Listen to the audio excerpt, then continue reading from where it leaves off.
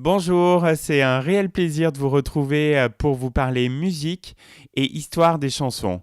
Celle qui va nous intéresser aujourd'hui est l'un des tubes les plus connus du groupe Texas et chronologiquement l'un des tout premiers, Everyday Now en 1989.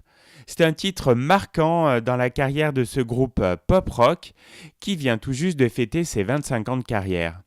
L'histoire du groupe Texas débute en Écosse, à Glasgow plus précisément, à l'initiative du bassiste Johnny McKellon.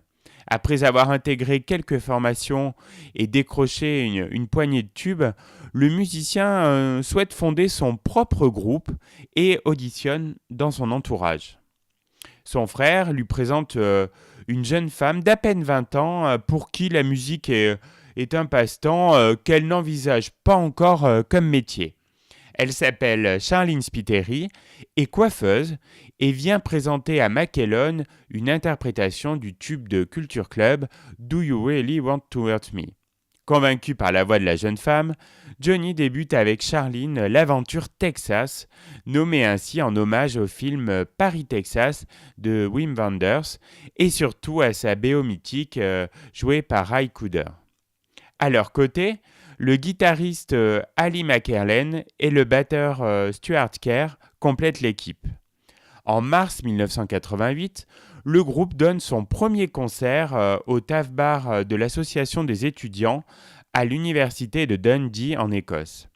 C'est pendant ce live qu'ils furent repérés par le label Mercury. Texas est donc en contrat dans une grande maison de disques et signe sa toute première composition, I Don't Want a Lover. Cette chanson et la plupart des morceaux qui composent leur premier album, dont Everyday Now, sont d'abord testés en live dans des salles où l'affluence est relative, le groupe n'étant pas encore connu. Gros tube, début en fanfare avec ce premier 45 tours. L'album Southside, produit par Bernard Edwards, le légendaire producteur de Chic, est commercialisé en mars 1989.